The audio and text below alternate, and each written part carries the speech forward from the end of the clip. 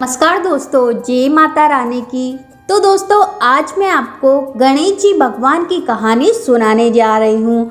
तो प्रेम से बोलिए गणेश जी भगवान की जय हो।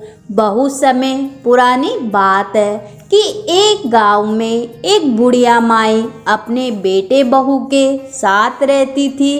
उस बुढ़िया माई का एक नियम था कि वह ब्रह्म मुहूर्त में उठ जाती और स्नान आदि करके गणेश जी भगवान की पूजा पाठ करती थी। कहानी सुनकर उन्हें भोग लगाती थी। उसके बाद स्वयं अन्न जल ग्रहण करती थी। एक बार किसी रिश्तेदार के यहाँ काम हो जाने पर बुढ़िया माई को उनके घर जाना पड़ा। वहाँ उनको 9-10 दिन लगेंगे। बुढ़िया माई बड़ी चिंतित हुई कि उनके जाने के बाद गणेश जी भगवान का नित्य नियम कौन निभाएगा। उससे चिंतित देखकर बेटे ने कहा, माँ तुम परेशान मत हो, तुम्हारी बहू तुम्हारी अनुपस्थिति में यह सब काम कर लेगी। उसने अपनी पत्नी को बुलाकर सारी बात बता दी।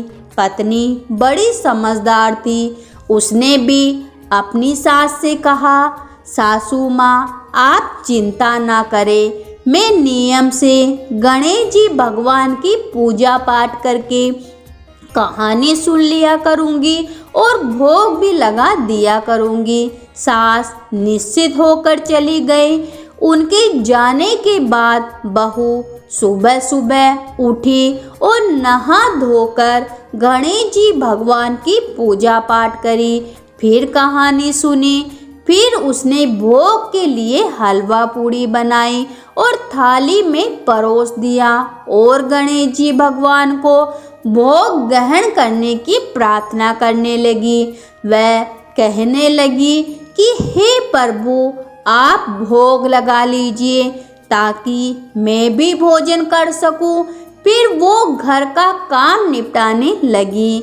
बीच बीच में आकर एक बार देख जाती कि गणेश जी भगवान ने खाना खाया या नहीं, पर थाली तो वैसी पड़ी रही। पति काम पे चला गया। बहू ने भी सारा काम खत्म कर लिया, पर सोच में पड़ गई कि गणेश जी भगवान ने तो खाना ही नहीं खा रहे हैं। यदि खाना नहीं खाएंगे तो वे कमज़ोर हो जाएंगे। सास जब वापस आएंगे तो मुझ पर गुस्सा करेंगे। बहू स्वयं को दोष देने लगी, शायद मेरी ही पूजा पाठ में कोई कमी रह गई, इसलिए भगवान मेरे भोजन को ग्रहण नहीं कर रहे।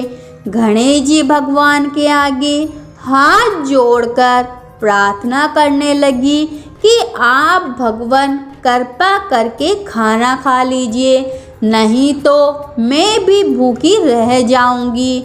गणेश जी भगवान मन ही मन सोचने लगे कि बहू तो बहुत सीधी और सरल स्वभाव की है। यदि मैं भोग नहीं लगाऊंगा तो मुझे प्राणी की हत्या का दोष लगेगा।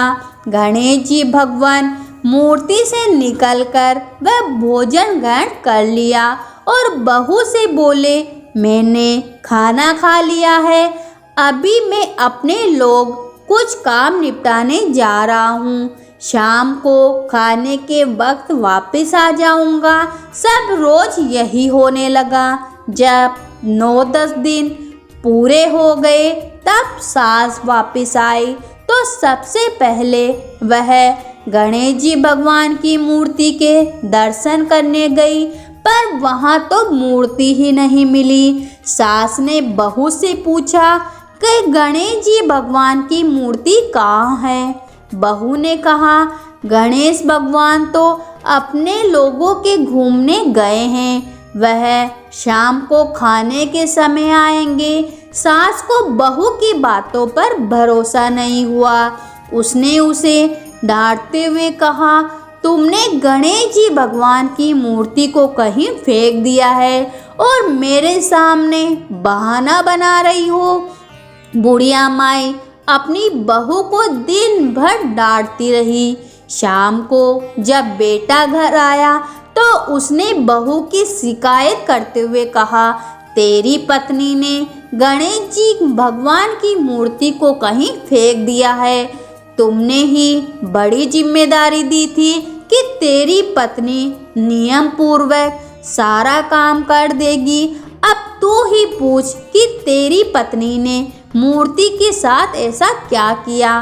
तब बेटे ने पत्नी से पूछा तो पत्नी ने वही बताया जो सास को बताया था। उसने कहा, यदि आप लोगों को विश्वास नहीं हो तो शाम तक का इंतजार कर लीजिए, आप लोगों को सच का पता चल जाएगा।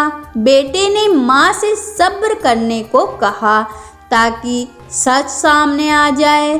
शाम को गणेश जी भगवान की मूर्ति प्रकट हुई। बहू ने कहा, सासू जी देख लीजिए, आपके गणेश भगवान जी आ गए।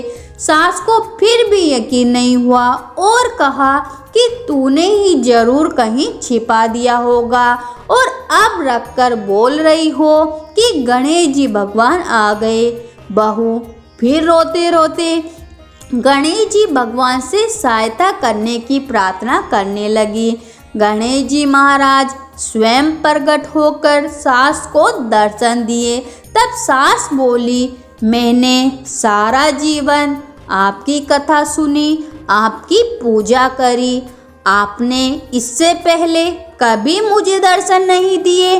गणेश जी भगवान बोले, तुमने मुझे केवल एक मूर्ति के रूप में भोग लगाया था, परंतु बहू ने इसे अच्छा देव समझा। सास की आंखें खुल गई, उसने हाथ जोड़कर क्षमा मांगी। गणेश जी भगवान उनका घर अन्न धन से भर दिया और अंतर्धान हो गए। हे गणेश जी महाराज, जैसे आपने सास बहू पर कृपा करी, वैसे अपने सभी भक्तों पर कृपा बनाए रखना। प्रेम से बोलो, गणेश जी भगवान की जय हो।